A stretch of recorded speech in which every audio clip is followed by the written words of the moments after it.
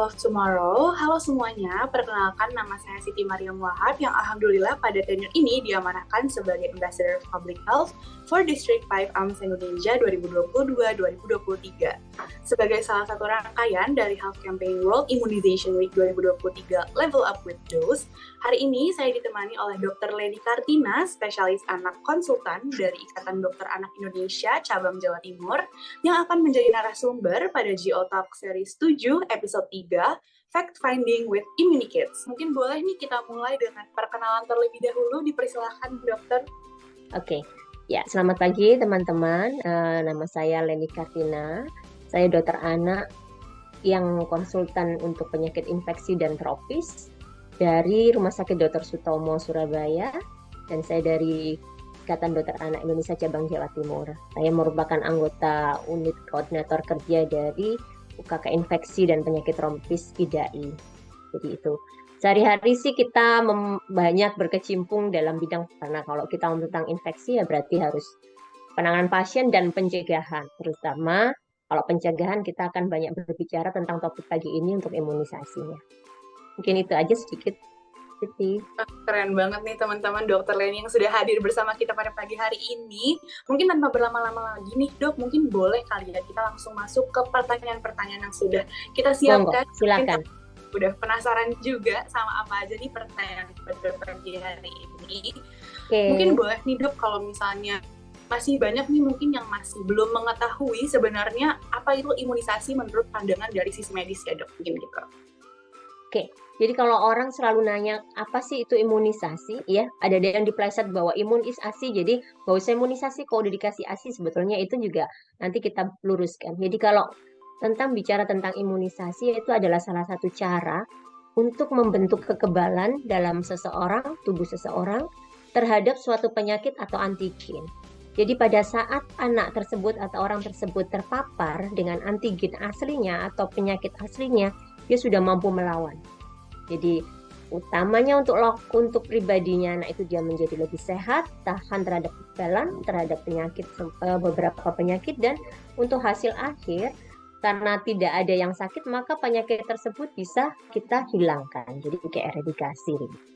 Berarti mungkin kalau misalnya bisa saya rangkum sedikit, itu intinya adalah untuk membangun pasukan antibodi gitu ya dok, untuk mencegah penyakit yang mungkin kalau misalnya pun terjadi juga bisa mencegah hal tersebut tidak bertambah parah gitu ya dok mungkin. Betul, jadi mencegah untuk terjadinya penyakit, kalaupun dia nanti sakit itu hanya ringan, jadi untuk mencegah keparahan atau bahkan yang paling berat adalah kematian.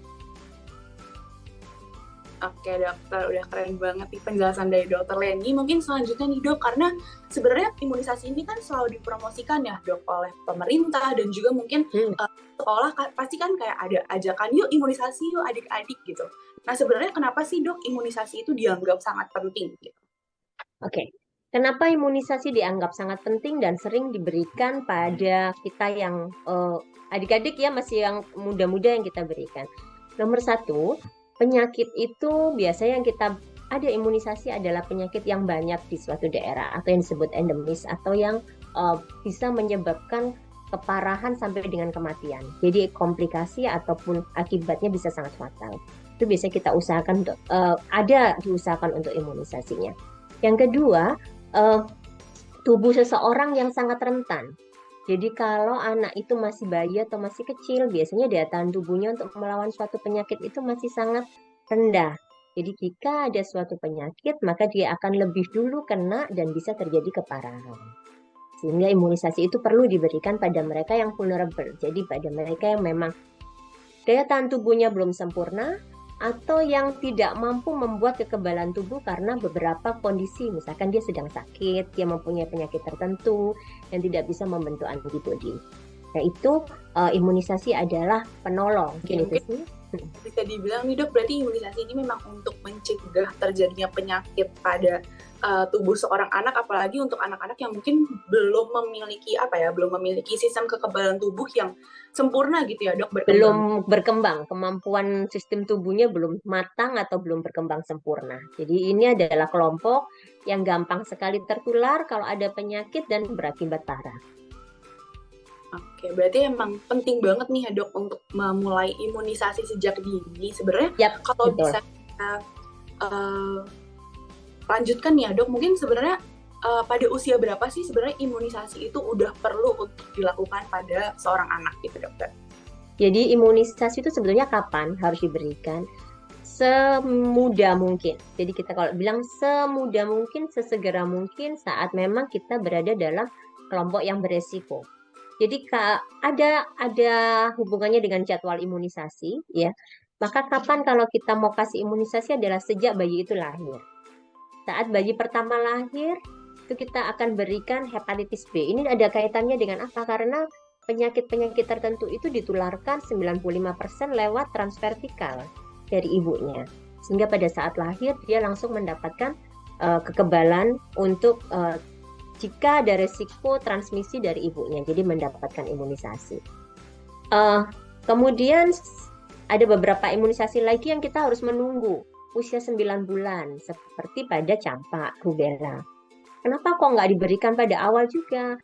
Nah, karena pada saat dia lahir, sesungguhnya semua bayi itu saat dalam kandungan mendapatkan transfer pasif antibodi dari ibunya. Sehingga dia masih mempunyai kemampuan untuk bisa menghalau beberapa penyakit. Pembuatan jadwal imunisasi disesuaikan dengan kondisi-kondisi ini. Jadi kapan diberikan semudah mungkin karena si bayi ini tidak mempunyai sistem respon imun yang berkembang sempurna sehingga sejak lahir jadi pemberiannya dan bertahap lahir sampai dengan 1 tahun ini kita bilang sebagai primary immunity atau sebagai dasar untuk pembentukan antibodi yang kemudian untuk usia di atas 1 tahun kita sebut sebagai penguat atau booster immunization. Jadi untuk penguat dari antibodi yang sudah diberikan pada kurang dari 1 tahun sebagai dasar pembentukan antibodi. Oke, mungkin karena banyak banget nih dok jenis-jenis vaksin dan mungkin imunisasi yang beredar.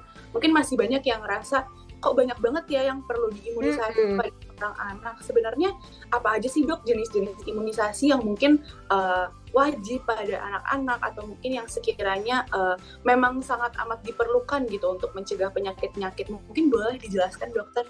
Oke. Jadi kalau kita bilang berapa banyak sih vaksin kok setiap bulan disuntik gitu ya.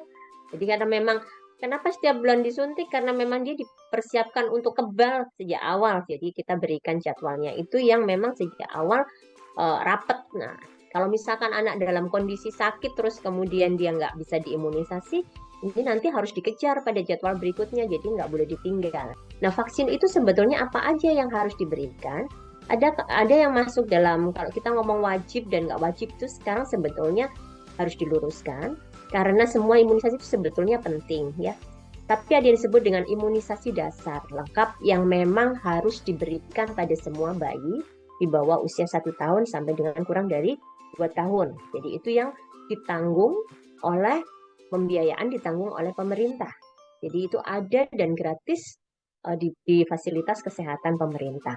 Apa aja imunisasi yang masuk dalam imunisasi dasar lengkap itu adalah BCG, pertama kali lahir hepatitis B 0, dan hepatitis B berikutnya akan masuk ke dalam kombinasi dengan DPT. Jadi yang usia 1 bulan adalah BCG, kemudian polio itu diberikan pada saat dia keluar dari rumah sakit. Ternyata lumayan banyak ya dok untuk jenis imunisasi sendiri. Tadi ada imunisasi dasar lengkap, ada juga yang booster, ada yang sudah termasuk ke ranah nasional, ada juga yang masih swadana begitu ya dok ya? Iya. Mungkin karena cukup banyak nih dok sebenarnya jenis-jenis imunisasi, mungkin boleh nih dok dijelasin mungkin tempat-tempat atau di mana saja kah orang-orang ini bisa memberikan imunisasi atau bisa mendapatkan imunisasi untuk anak-anaknya begitu dokter? Oke. Jadi sebetulnya sangat dekat dengan kita ya tempat untuk mendapatkan imunisasi. Di setiap puskesmas, posyandu ya atau polindes. Polindes itu pada ibu hamil di desa-desa itu sebetulnya tersedia untuk pelayanan imunisasi. Oke, berarti untuk tempatnya itu memang sangat tidak terbatas ya dok, sangat banyak dan juga sangat tersedia di sekitar kita gitu ya dok untuk tempat imunisasi. Pertanyaan terakhir nih dok, tadi kan dokter disebutkan kalau misalnya ada imunisasi yang bagian paha kanan, ada yang bagian paha kiri, walaupun dilakukan di saat yang sama juga nggak memiliki efek samping yang berbahaya gitu ya dok. Betul. Kalau misalnya bagian tubuh lain nih dok, atau bagian tubuh mana aja sih yang biasanya disuntik pada saat imunisasi, dan mungkin kenapa memilih bagian tersebut gitu dokter? Sebetulnya vaksin itu rutenya macam-macam. Ada subkutan, ada intrakutan atau di bawah kulit, di dalam kulit, dan di dalam muskular ya, intramuskular atau di dalam otot. Untuk yang intramuskular atau untuk kita mempunyai panduan bahwa pada bayi di bawah usia 3 tahun itu kita menggunakan paha di daerah lateral samping. Jadi bagian antero di bagian depan tapi lateral. Jadi di sisi samping dari paha, bisa kanan bisa kiri. Kenapa dipilih daerah lateral atau yang kalau kita bilang adalah daerah vastus lateralis? Itu karena ototnya paling lebar. Prinsip untuk memberikan imunisasi itu satu, hindari kena narves yang besar. Jadi jangan sampai kena saraf dan jangan sampai kena pembuluh darah yang besar. Jadi dari dua prinsip ini carilah tempat di mana ototnya paling luas, paling lebar, dan jauh dari posisi saraf dan pembuluh darah besar, supaya tidak mengganggu dan nggak ketusuk. Maka kalau usianya di bawah 3 tahun, kita memilih itu di daerah anterolateral atau di daerah sebelah samping kanan atau samping kiri, samping luar ya, bukan samping dalam ya, samping luar dari paha. Jadi itu. Kenapa kok nggak di lengan aja? Nah, kalau usia di atas 3 tahun, di lengan sudah boleh dilakukan. Tapi kalau di bawah usia 15 bulan, kalau kita menggunakan lengan untuk suntikan yang intramuskuler, itu ototnya tidak terlalu cukup untuk merespon obat yang masuk. Jadi masih terlalu kecil dan masih nervous atau saraf radialis kita itu juga masih terlalu ke permukaan, sehingga juga otot yang kalau kita mau memberikan intramuskuler ini lebih kurang pas ya.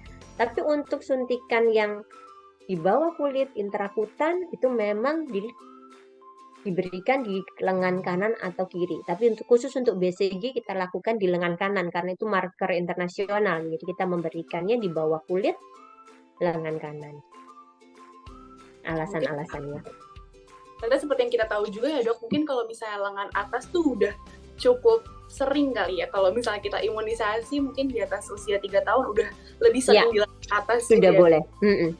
Karena memang ototnya udah cukup lebar. Jadi cukup untuk bisa menyerap obat yang diberikan lewat vaksinasi. Dan untuk pemilihan tempatnya juga menyesuaikan dengan ketentuan-ketentuan yang memang harus dipenuhi begitu ya dok untuk pemilihan. Ya, sebaiknya begitu. Oke dokter, wah keren banget ya teman-teman untuk penjelasan dari dokter Leni yang tadi sudah sangat lengkap, sangat detail, mungkin karena kita juga udah mengetahui nih kenyataan dari sisi medis terkait imunisasi itu sendiri. Mungkin boleh kita sebagai anak muda dan juga sebagai masyarakat luas harus mulai menyebarluaskan tentang pentingnya imunisasi sebagai upaya pencegahan juga ya dok, dan juga mungkin untuk pertahanan diri dari penyakit sehingga kalaupun nanti terkena gitu istilahnya tetap bisa mendapatkan istilahnya minimal gitu ya dok untuk efek dari penyakit tersebut gitu ya dokter. Ya, jikapun dia nanti sakit itu hanya ringan dan tidak menjadi berat.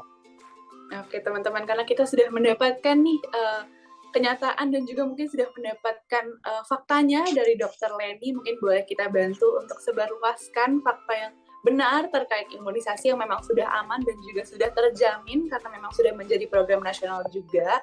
Mungkin terima kasih banyak untuk Dr. Leni karena telah memberikan ilmunya terkait imunisasi, dan mungkin jangan lupa untuk teman-teman untuk terus mengikuti keseruan dari rangkaian World Immunization Week 2023 Level Up with Dose.